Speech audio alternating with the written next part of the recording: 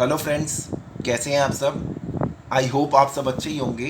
Friends, last video में हमने chapter 5 start किया था। इस वीडियो में हम चैप्टर 5 को कंप्लीट करेंगे। चलिए स्टार्ट करते हैं। चैप्टर 5 में फ्रेंड्स हमने किसके बारे में पढ़ा था? थर्ड प्लेस वोवल्स के बारे में पढ़ा था। वोवल्स जैसा कि मैंने बता रखा है हर वीडियो में, वोवल्स टोटल 12 हैं। फर्स्ट प्लेस है, सेकंड प्लेस 4 हैं, फर्स्ट प्लेस 4 वोवल्स हैं, सेकंड प्लेस 4 वोवल्स हैं एंड थर्ड प्लेस 4 वोवल्स हैं। अब हम तीनों प्लेस पढ़ चुके हैं, 4 वोवल्स हैं। जिसमें थर्ड प्लेस का मैं एक बार दोबारा रिवीजन के लिए बता देता हूँ। थर्ड प्लेस वोवल जो होते हैं उनको हमें कैसे अपने दिमाग में रखना है। लॉन्ग ई का साउंड, शॉर्ट आई का साउंड, लॉन्ग ऊ का साउंड और शॉर्ट ऊ का साउंड। तो थर्ड प्लेस वोवल का लॉन्ग ई का साउंड को रिप्रेजेंट करेंगे हैवी डॉट से और शॉर्ट आई के साउंड को रिप्रेजेंट करेंगे लाइट डॉट से। लॉन्ग वालों को हमेशा हैवी से ही या डार्क से ही रिप्रेजेंट करना है और लॉन्ग ऊ का साउंड को हैवी डैश से और शॉर्ट ऊ के लाइट डैश से। सही है। तो ये हैवी के लिए एच लिख रहा हूँ, लाइट के लिए एल लिख रहा हूँ। हैवी के लिए एच, लाइट के लिए एल। तो ये हो गए।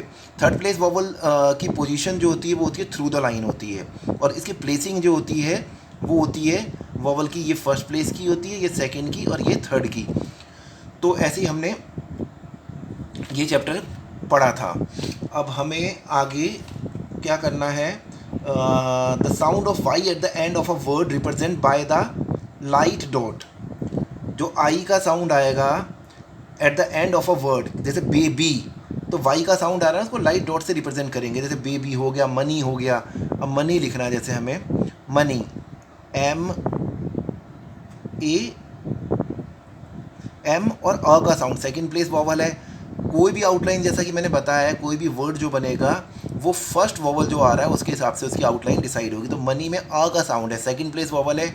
सेकंड प्लेस वोवल हमने पढ़े थे ए ई ओ आ। तो अ जो है ना म, तो सेकंड प्लेस वोवल है तो म नी। और लास्ट में वाई का साउंड है, इसको डॉट से रिप्रेजेंट करेंगे, डॉट से रिप्रेजेंट करेंगे किसको? वाई को। तो मनी हो गया। ऐसे ही हमें करना है। कॉपी, फर्स्ट प्लेस वोवल है, ओ का साउंड आ रहा है, शॉर्ट होगा कॉपी। तो कॉपी लिखना है तो हमें कैसे लिखेंगे? हम ऐसे लिखेंगे। नाउ यहाँ तक हम पढ़ चुके थे। अब हमें पढ़ना है where an outline consists only of horizontal strokes and the first vowel is a third position vowel, the outline is written on the line where the outline consists only of horizontal strokes। अगर outline में जो भी word है या outline है उसमें only horizontal strokes है। Horizontal means जो ऐसे हैं, जैसा इसमें दिखा रखा है, के हो गया, के गा, तो इंग हो गया, तो ये हॉरिजॉन्टल स्ट्रोक है। तो उस केस में क्या होगा? And the first vowel is a third place vowel, पहला वोवल थर्ड प्लेस वोवल है। तो उस केस में the outline is written on the line, तो आउटलाइन ऑन द लाइन ही लिखी जाएगी, क्योंकि हॉरिजॉन्टल स्ट्रोक में थ्रू द लाइन बनाना इतना कन्वीनियंट नहीं है। जैसे हमें की लिखना है, की। अब की में लॉन्ग ई का साउंड आ रहा है, मगर थर्ड प्लेस वोवल जो होता है उसकी आउटलाइन मैंने थ्रू द लाइन बताई है, मगर हॉरिजॉन्टल की वो स्ट्रोक के केस में, हॉरिजॉन्टल जो भी स्ट्रोक्स होंगे उस केस में ऑन द लाइन ही रहेगी। की लिखना है तो के हमने पढ़ रखा है कॉन्सोनेंट, तो उसमें लॉन्ग ई का साउंड की। किक लिखना है तो के और के दो बार, दो के जुड़ जाएंगे, किक, के फिर ई क, किक, ऐसे डिवाइड होंगे दो बीच से। किक हो गया, कुक हो गया, शॉर्ट ऊ का साउंड है कुक, शॉर्ट आई का साउंड है किक में। अब आएगा इंक, इंक, इंक, ठीक है, ये ऑन द लाइन होगा क्योंकि हॉरिजॉन्टल स्ट्रोक है ओनली, तो ऐसा होगा किंग, किंग। क्योंकि थ्रू द लाइन डिफ्रेंशिएट नहीं होगा तो उसको ऑन द लाइन लिखेंगे सिर्फ अगर हॉरिजॉन्टल स्ट्रोक है। Drop the I vowel in the termination इंग, जहाँ पे एंड जो हो रहा है इंग से हो रहा है तो उस केस में आई वोवल को ड्रॉप कर देंगे। Drop the I vowel in the termination इंग, जैसे मेकिंग। अब मेकिंग लिखना है, देखो एम, मेक, मेक लॉन्ग ए का साउंड है, सेकंड प्लेस वोवल है, इसलिए ऑन द लाइन बनेगा मेक।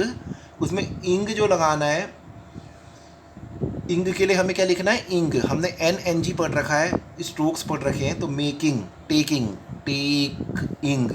इंग के लिए हमें इंग का स्ट्रोक लगाना है, लीविंग, लीविंग, लॉन्ग ई का साउंड, लीव इंग, इंग के लिए ये करना है, लिविंग। लुकिंग, एल के एन जी, लुकिंग, शॉर्ट ऊ का साउंड, थ्रू द लाइन इसलिए बनाएगी थर्ड प्लेस वॉवल, लुकिंग, ठीक है। टॉकिंग, ओ फर्स्ट प्लेस वॉवल है, टॉक इंग, ठीक है, टॉकिंग हो गया। और वॉशिंग हो गया तो वॉशिंग, ये भी फर्स्ट प्लेस वॉवल है, वॉशिंग, शॉर्ट ओ का साउंड, ठीक है।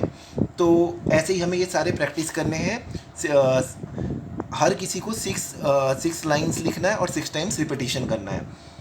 नाउ शॉर्ट फॉर्म्स पढ़ेंगे हम।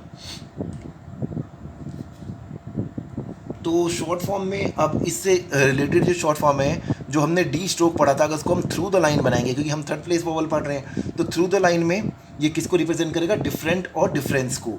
डिफरेंट लिखना होगा हमें, तो इसको थ्रू द लाइन बनाएंगे, डिफरेंट या डिफरेंस, डिफरेंस, ये शॉर्ट फॉर्म हो गई, इसकी हो गई। शॉर्ट फॉर्म की एक लिस्ट बना लेनी है हमें और उसकी डेली प्रैक्टिस करना है।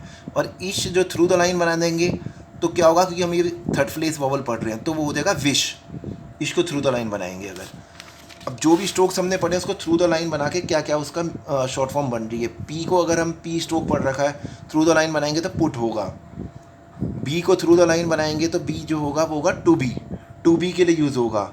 और ऑन जैसे लिखा था हमने, लाइट, लाइट एक डैश लगाया था, इसको अगर हम डार्क कर देंगे तो ये देगा ओव, ओव हो जाएगा, सही है, ओव के लिए होगा।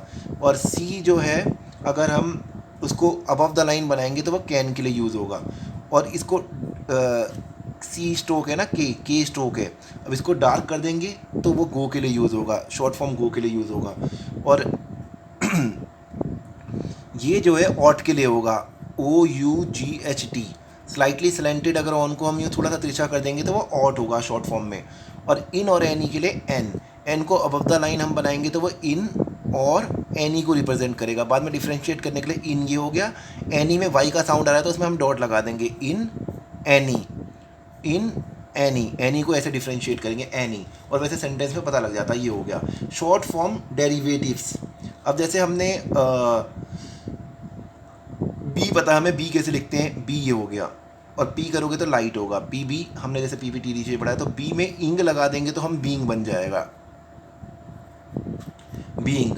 डू पढ़ रखा है हमने शॉर्ट फॉर्म, उसमें इंग लगा देंगे तो डूइंग बन जाएगा, डूइंग।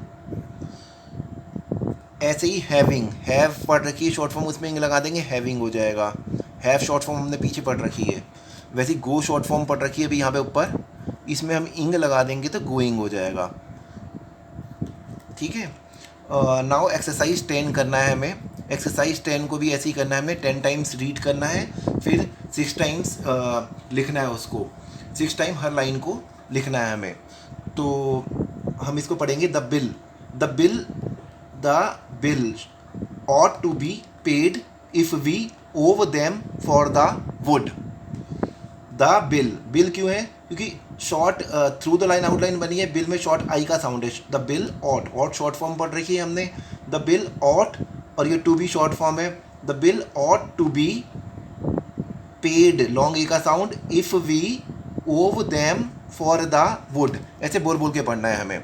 ऐसी एक्सरसाइज 11 है, 10 एंड 11 को कैसे करना है हमें, ऐसे ही करना है, बोल बोल के 10 टाइम्स रीड करना है। जैसे इसमें may we see the book which was to be given to him, ठीक है। फिर एक्सरसाइज 11 में देखो, if they can get way they will come to see the game. If they can short form होगी get, if they can get way they will come to see the game हो गया। ऐसे करना है, they will have to leave at 2 if they wish to see it, ऐसे बोल बोल के पढ़ना है। 11 में क्या है, एक्सरसाइज 12, ऐसे ही एक्सरसाइज 12 करनी है हमें। एक्सरसाइज 12 में है वी शैल शॉर्ट फॉर्म है, we shall be lucky, we shall be lucky if we get any money for doing the job. ऐसी हमें पूरी प्रैक्टिस करनी है, पूरे 10 सेंटेंस की। आज के लिए इतना ही, थैंक यू वेरी मच।